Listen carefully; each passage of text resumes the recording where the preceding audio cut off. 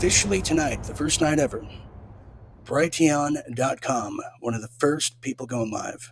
And what a special occasion that is. We love the Brighteon family. Okay, let's get started with a little bit of some weekend headlines making news around the world and in your neck of the woods. A very alarming situation now with RFK Jr. Yes, he's now in danger.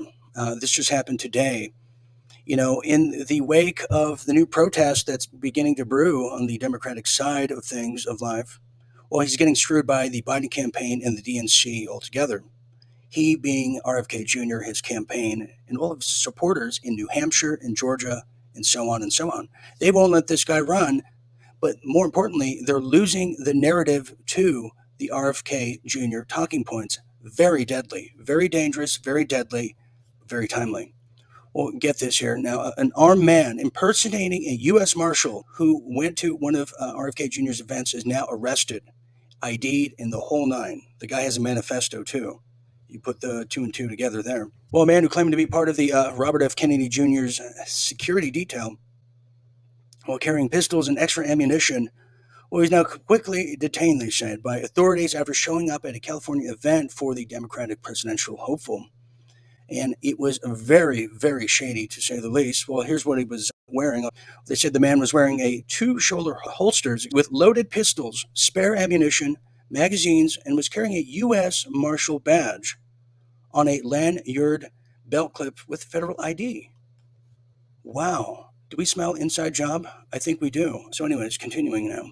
Well, Kennedy posted an image of who the man was, which I have here, and you would see him at first and you would think, oh, that's totally a security guy. But wait till you see. You can see how they blend in, and you're going to see more of this. And here's the kicker, too. Claiming to be from the Trump camp. Where did we see this before? Well, now, his name is Adrian Paul Espero, who's 44 years old, and he's this gentleman right here. And he was charged with carrying a concealed weapon and booked on $35,000 bail. All right, continuing on now as we get to talk about the special prosecutor. Yeah, Special Prosecutor Jack Smith. Well, he's now seeking a gag order, if you didn't know, in the Trump case, or cases. Well, a special counsel now, get this, has now asked for a narrow gag order for Trump in an election interference case.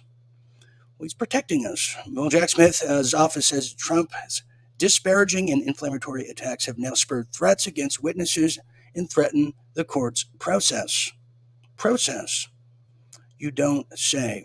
Well, let's look at this little video here about the special counsel. This is all the way from PMSNBC, my favorite, your favorite, all of our favorites here. And let's see how they're presenting it, because we have to have an idea of just how these, well, the narrative is going to swing, because anyone that speaks out against what's happening by the power structure is now going to be gagged. Special counsel investigating former President Trump wants a judge to give what's essentially a limited gag order against Mr. Trump in his election interference case. We're talking about Jack Smith's team saying that the former president is, and I'm quoting here, making inflammatory public statements that could intimidate witnesses, influence potential jurors, or end up with the harassment of others in this case. Ryan Riley is joining us now. Part of why this is so significant and so thorny is not just because it is unprecedented, for a former president to be under indictment, of course, but also because there is a First Amendment argument that the Donald Trump team will likely try to use here, given. Bunter Hyden is back in the news, but very, very lightly. They don't want you to know what's really happening with the son of the dead president, do they? No, they don't, and that's going to bring us to this. Yeah, Bunter Hyden is now, he's going to be arraigned, they say, for convictions, or likely to be convictions of gun charges, which is likely to prelude bigger than the tax case, they say. Well, this is interesting because the indictment of the Joe Biden son and his character there, Bunter Hyden, on 3 felony gun charges caused a splash in a much bigger legal bombshell. Is expected to drop soon. Well, Hunter Biden, who's likely going to face federal tax charges in addition to this now, for allegedly failing to pay taxes on $4.4 million in an income he made in 2017 and 2018 from the Ukrainian energy company. Well, a Chinese private equity firm, they say, and other sources are likely attached to this matter.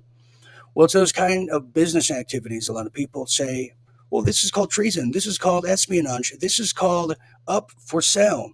This is called Clinton 101. Yet nothing has happened.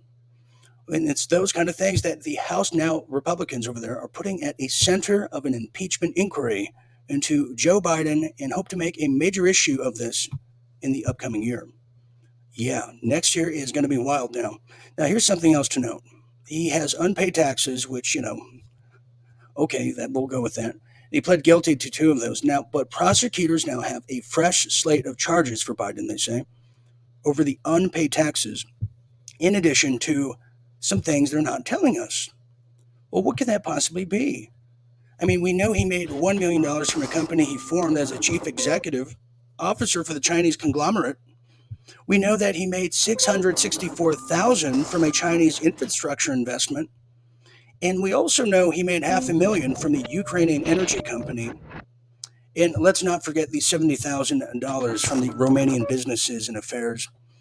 And those are just from the top of my memory that I can think of. Well, let's get to this one here, because when I think of dead people, yes, I think of Joe Biden. But I also think of Mike Pence, because there's a lot of deaths to go around, and certainly he made the list this year. Yes, indeed, I do. Well, Mike Pence, who is now pushing for a ban on TikTok, calling it a communist platform. Can you believe that? And let me just say, TikTok, yes, it's owned by China, but it's, they did a test on it compared to Instagram and a lot of these other apps, and it is said to be one of the most intrusive, invasive apps you can possibly put on your mobile device, or just any device whatsoever, because it all goes back to the Chinese government. Yes, and it's a two-edged, double-headed sword, but I'll explain a little bit in a second. Well, here it is now. Mike Pence is now pushing for the ban on TikTok, calling it a communist platform, part of the manifestos, and probably other things too.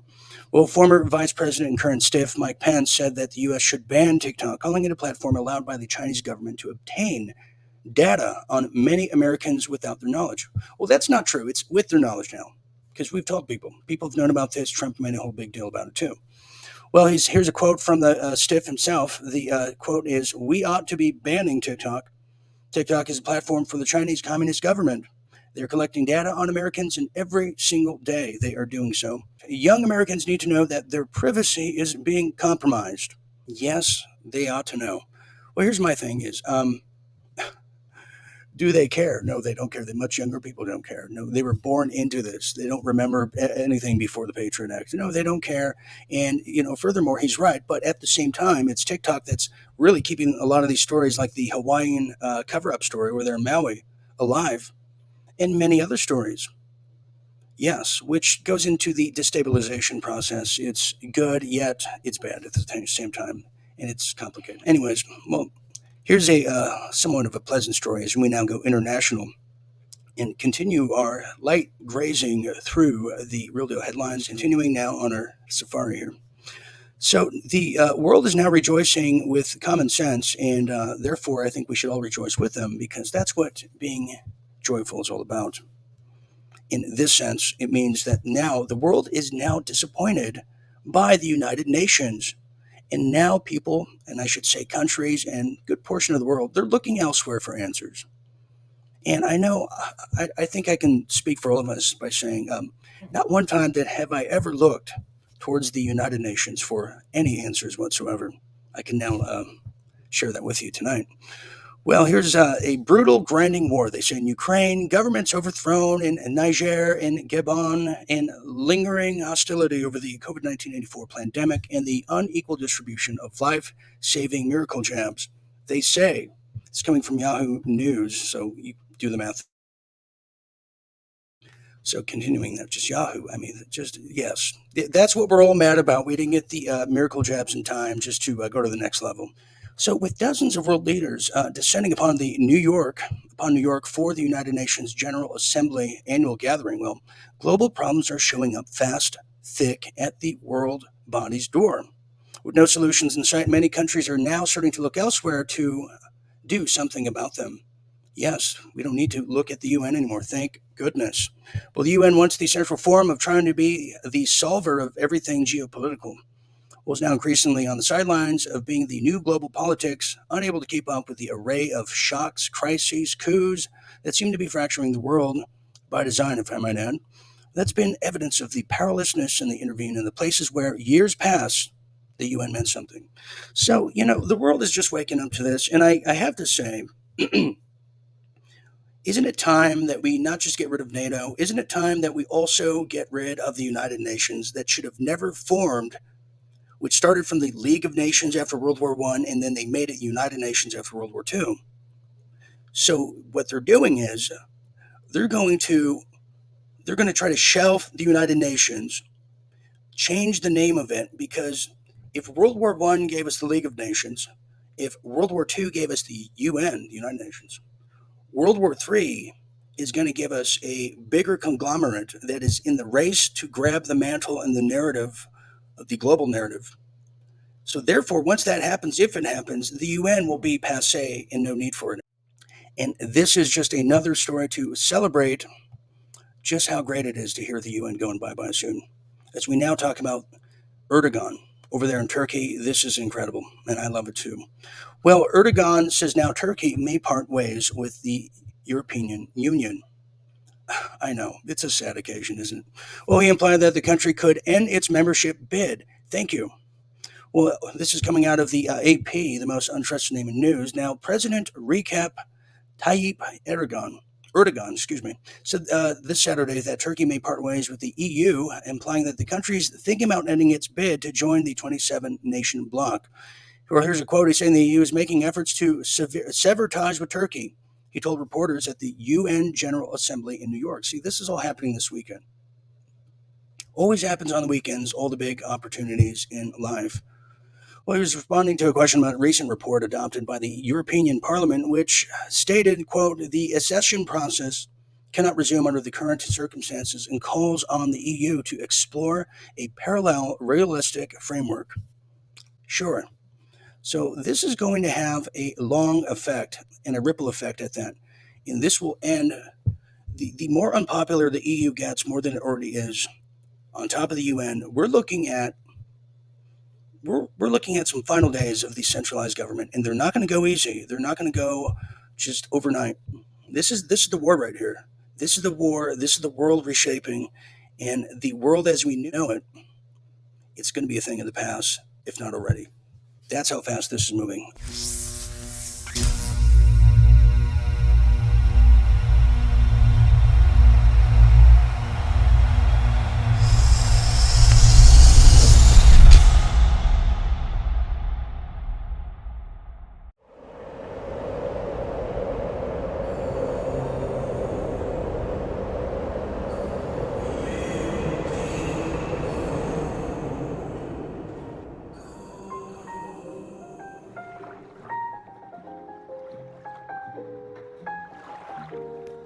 Real deal gold, because anything else would be uncivilized.